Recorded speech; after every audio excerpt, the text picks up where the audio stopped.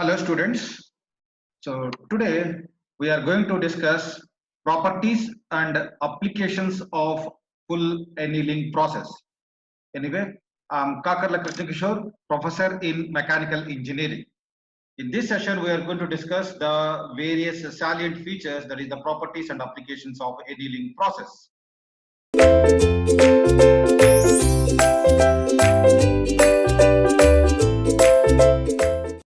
Now, let me discuss the various salient features of annealing process, that is full annealing process now. Here, before going to understand the features, first of all, let me explain what is annealing, what is the purpose of annealing, and where it is used, and on what metal it is used, and what is the temperature. So all these features we are going to discuss in this session. See, so many advantages are there for annealing process.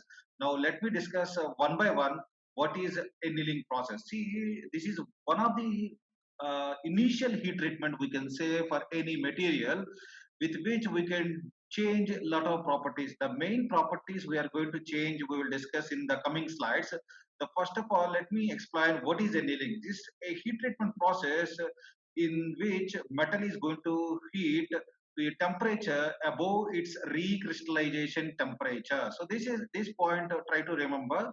Here in this annealing process, the heating is important. In which environment you have to heat, up to what temperature you have to heat.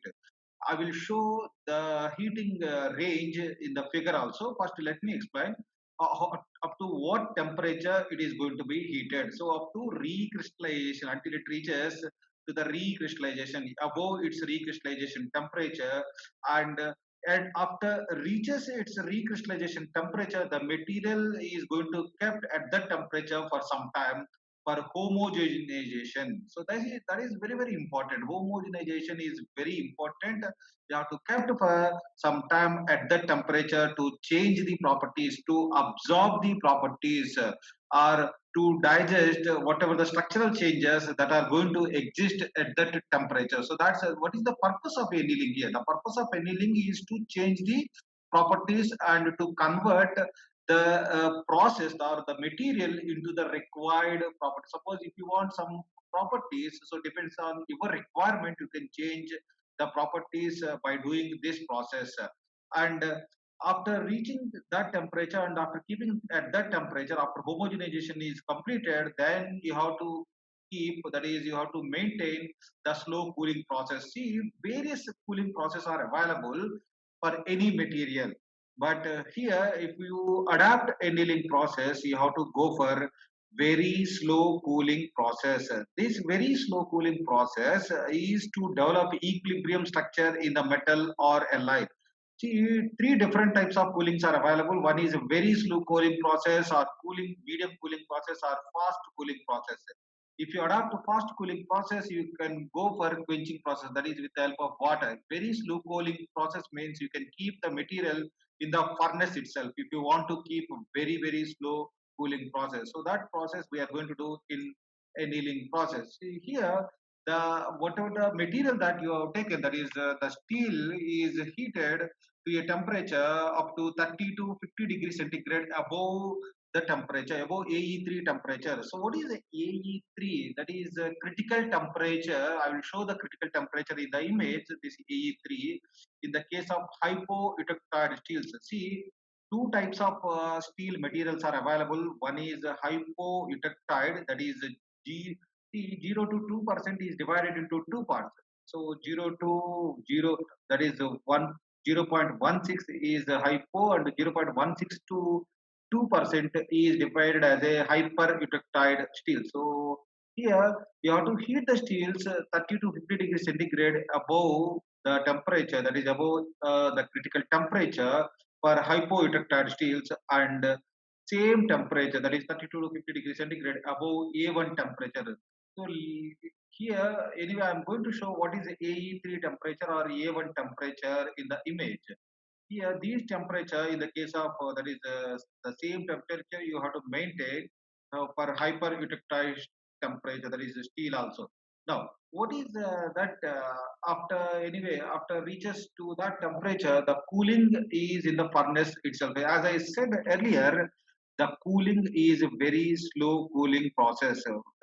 If you want to adapt very slow cooling process, you must cool the material. That means after process is completed, after heating is completed, keep the material in the furnace itself. So then it can be represented as a very slow cooling process. So this is the actually first cooling process, and the rate of cooling is very slow in this cooling process. If you keep the material in the furnace, this cooling is after adopted in annealing process. And now see the image here. So this is AE3 for hypoelectric steels. You can observe this is A1 here. This is A1. This is A1 here. For hyper-retracted steel, you have to keep 30 to 50 degrees centigrade above this critical temperature. For the hypo-retracted steels, you have to heat from this particular material. So from this line, this line is a critical line here. This is called as upper critical line. This line is called as a upper critical line, and this line is represented as a lower critical line, lower critical temperature line.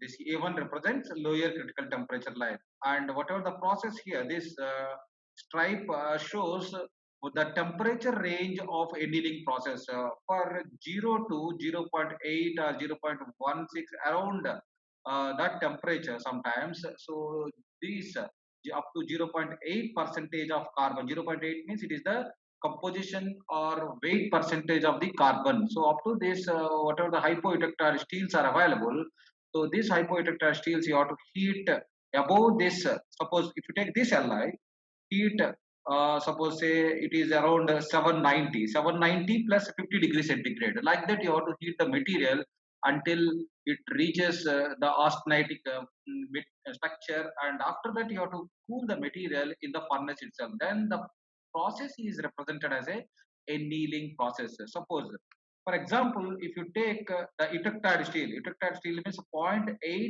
of the carbon. Please observe here, this Li, I am showing this one.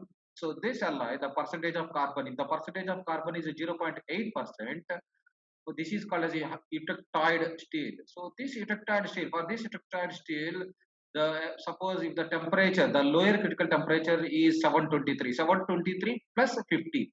So that temperature is represented as the annealing temperature. So that means for different alloys, different temperatures are adapted to do annealing process. For all the alloys, that means when carbon percentage changes, the temperature also varies from one Li to another Li to do annealing process. This point you have to remember. Okay. And in annealing, whatever the temperature that you are suggesting, it is the range only. It is not the fixed temperature. So depends on the material. The range is from that is above. Suppose if you take the range of Li in this area means 0.8 to 1.6 means it is around say hyper-reductile steels. So in this hyper-reductile steels, if you take 700, that is R 723 plus 50, but here suppose if you take this range here, almost 893 plus 50. So this is the temperature varies, that is the temperature range varies from hypo-reductile steels to hyper detector steel. So that's why I try to be cautious when we maintain the annealing temperature. Annealing temperature is not same for all the steels. When steel varies, when the carbon percentage varies, the annealing temperature also varies. This point you have to remember. And the different types of annealing process are available. That is a full annealing process, which is the basic annealing process. After that, depends on the purpose, the specific purpose. To adopt a specific purpose, you can go for only stress relieving annealing process or the process annealing process and the spheroidizing annealing process. These three are the specialized purposes with which we can adapt or which we can get the required properties that we want. So that is the another issue. Now in this session we are discussing only annealing process only, that is full annealing process only.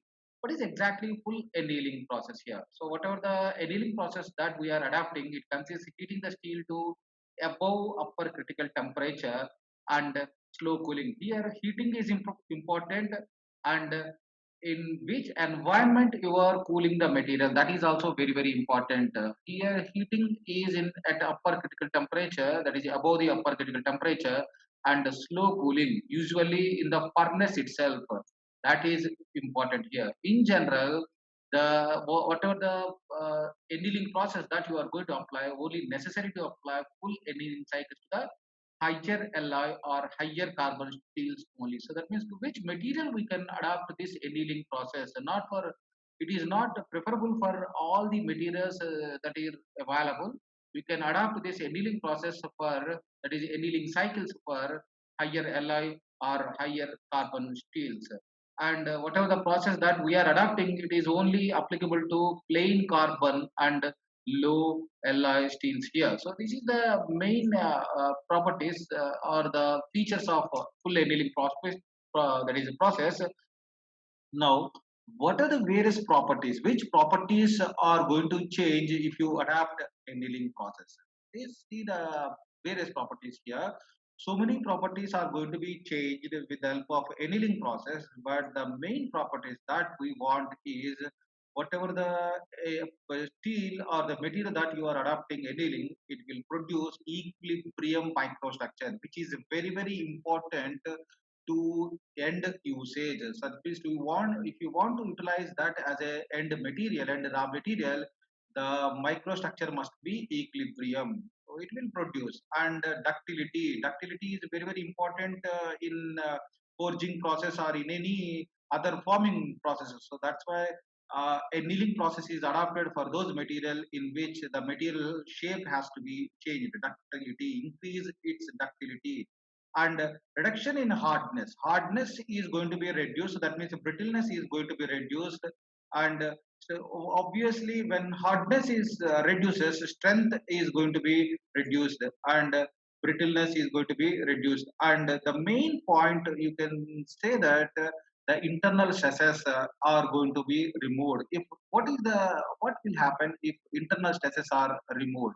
If internal stresses are removed, automatically we can say that here the extra cracks, whatever the cracks that we are going to have with the help of internal stresses, that is which are induced in the material, may be reduced. So before going to use the any material, internal stresses must be removed from the material by adopting some process. So this is the best process. Annealing is the best process which we can remove the internal stresses. The whatever the microstructure that you are going to adapt after annealing contains coarse ferrite and perlite. So I will show the image in the next coming slides.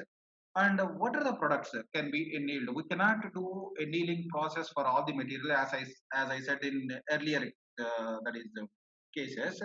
And what metals, that is what metals can be annealed. See, to perform an annealing process, we can say that a material that can be altered by heat treatment must be used.